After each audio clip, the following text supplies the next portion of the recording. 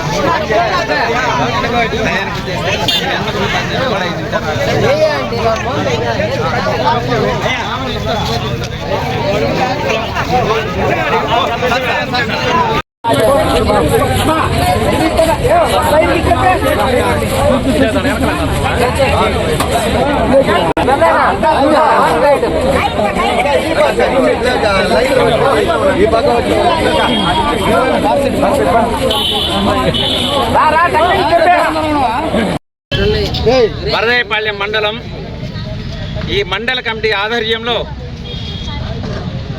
మన భారతదేశ ప్రధాని నరేంద్ర మోడీ గారి యొక్క 75వ పుట్టినరోజుని ఘనంగా నిర్వర్తించడానికి సహకరించిన మండలాధ్యక్షుడు, మండల టీము మరియు దీనికి ప్రత్యేకించి కార్యక్రమ నిర్వహణ పూర్తి బాధ్యతను తీసుకున్న మురళి గారికి కృతజ్ఞతలు తెలియజేస్తున్నాం. ఈ కార్యక్రమానికి పిలవగానే వెంటనే మా యొక్క ఆహ్వానాన్ని స్వీకరించి ఈ యొక్క కార్యక్రమాన్ని విజయవంతం చేయడానికి విచ్చేసిన పత్రిక and media and print media, electronic media అందరికి కూడా ప్రత్యేకమైన ధన్యవాదాలు తెలియజేస్తున్నాం. ఇప్పటి వరకు భారతదేశ చరిత్రలో భారతదేశం మనకి స్వతంత్రం వచ్చి ఇప్పటికీ 63 సంవత్సరాలు దాదాపు కాంగ్రెస్ పరిపాలనలో ఉండింది. తర్వాత జనతా పరిపాలనలో 3 సంవత్సరాల 6 నెలలు, మళ్ళీ మన స్టీరింగ్ కమిటీ మన చంద్రబాబు నాయుడు యొక్క ఇంటిలో ఉన్నప్పుడు నేషనల్ ఫ్రంట్, దీనిలో 4 సంవత్సరాల 6 నెలలు.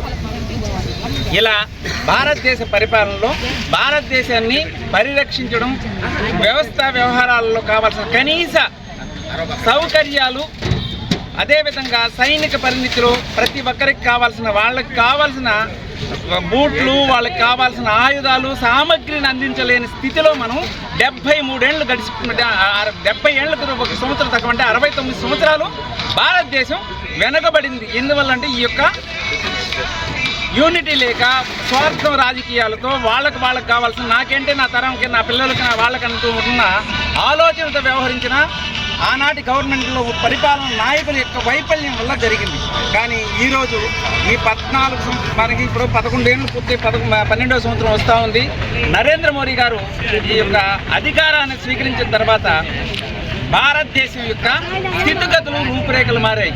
మనం 25వ ప్లేస్ ప్రపంచంలో ఉన్న వాళ్ళం ఈరోజు 4వ స్థాయికి ఎదిగాం. ఆర్థికంగాను సైనిక పరంగా 5వ ప్లేస్లో ఉన్నాం.